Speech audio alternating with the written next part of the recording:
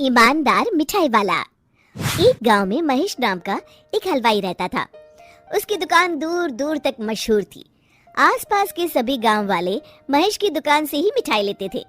भाई मजा आ गया, क्या लजीज रबड़ी है। ये लड्डू भी लीजिए, शुद्ध देसी घी के हैं, आज ही बनकर आए हैं। लाओ भाई लाओ, 1 किलो लड्डू भी पैक कर दो। महेश का एक बेटा था रवि। रवि ने पढ़ाई छोड़ दी थी और वो दिन भर घर में ही बैठा रहता था। उठ बेटा रवि, आज मेरे साथ दुकान पर चल। मैं वहाँ क्या करूँगा पापा? अरे दुकानदारी सीख बेटा, आगे चलकर ये सब तुझे ही तो संभालना है। मुझे ये सब कुछ नहीं संभालना, मैं वीडियो गेम खेलूंगा, फिर दोस्तों के साथ बाहर जाऊंगा। हे भगवान, इसे थोड़ी अक्ल दे दो। ऐसे ही चलता रहा तो आगे न जाने इसका क्या होगा। महेश बड़बड़ाता हुआ दुकान चला जाता है। दुकान पर ओ घसीटाराम, मुझे थोड़े चक्कर आ रहे हैं, जरा पानी तो लाना। जी जी मालिक। सुन, मैं घर जा रहा हूँ, आज दुकान तू संभाल ले। जैसा आप कहे मालिक। महेश बिस्तर पर लेटा है। आपको बहुत तेज बुखार है, 1 हफ्ते बेड रेस्ट करनी होगी और ये दवाइयाँ लेनी होगी। हाय राम, ये क्या हो गया आपको? मैं तो 1 हफ्ते में ठीक हो जाऊंगा, पर दुकान कौन संभालेगा? आप फिक्र ना कीजिए जी, मैं रवि को समझाकर दुकान भेज दूंगी। आप बस जल्दी से अच्छे हो जाइए जी। अगले दिन रवि दुकान पर पहुंचता है। आइए आइए मालिक, मैं आप ही का इंतजार कर रहा था। क्यों? ये मेरी दुकान है, मैं जब जी चाहे आऊँ। तुम लोग सुबह से आकर काम पर लग जाया करो, समझे?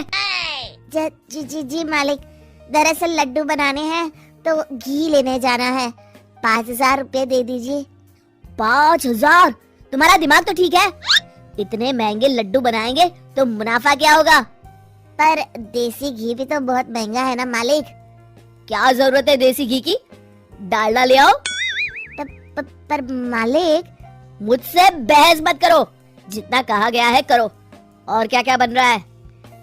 मावे की बर्फी मालिक। मावा मावा मावा। हाँ। तभी उसकी नजर एक डब्बे पर पड़ती है। ये क्या है? ये रवा है मालिक।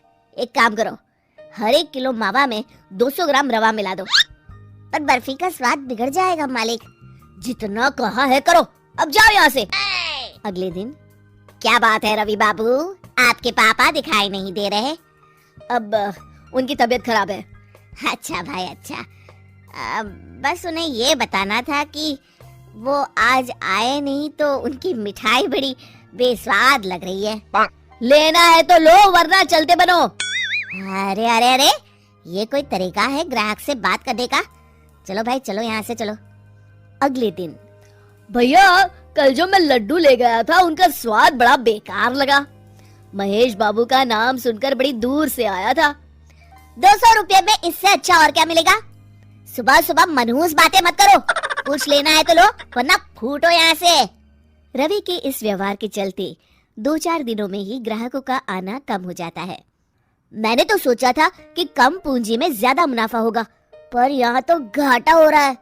आखिर चक्कर क्या है? लगता है ये दुकानदारी मेरे बस की नहीं। महेश ठीक होकर दुकान लौटता है तो घसीटाराम उसे सब कुछ बताता है। हे भगवान, इसने तो मेरी सालों की मेहनत पर पानी फेर दिया। अब क्या करेंगे मालिक?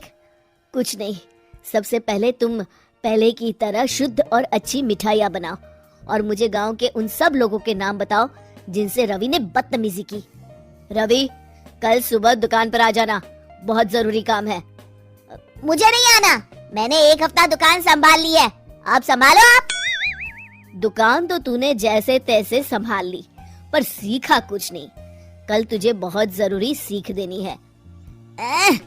रवि पैर पटकता हुआ बाहर चला जाता है। अगले दिन। ये ले ताजी शुद्ध मिठाइयाँ। मैं इतनी मिठाइयों का क्या करूँ? इन्हें उन सब के घर देकर आओ जिनसे तुमने बदतमीजी की, और साथ में माफी भी मांग लेना। अरे पर मैंने तो सिर्फ उन्हें। बेटा, घर आया मेहमान और दुकान पर आया ग्राहक भगवान के समान होता है। अब तो जल्दी जा और कल से कमाल देखना। रवि उन सभी 4-5 लोगों के यहाँ जाकर मिठाई देता है और माफी मांगता है। अगले दिन दुकान पर ग्राहकों की भीड़ लग जाती है। मान गए महेश बाबू, आपने तो आते ही घर तक मिठाई भिजवा दी। बस मेरे बेटे की गुस्ताखी को माफ कर देना भाई, उसमें अब तक बचपना है। हाँ हाँ, आपके लड्डू के बदले हर चीज की माफी है। भाई आज तो मेरे पड़ोसी भी आपकी उदारता देख के दंग रह गए। इतनी बड़ी दुकान के मालिक का बेटा घर तक माफी मांगने आया। भाई रिश्ते निभाना तो कहीं आपसे सीखे। बस आप लोगों की दया है। ताजी रसमलाई आई है, लेंगे आप? हाँ भाई हाँ, 200 ग्राम पैक कर दो। शिक्षा, सफलता पाने के लिए ईमानदार और विनम्र होना बहुत जरूरी है।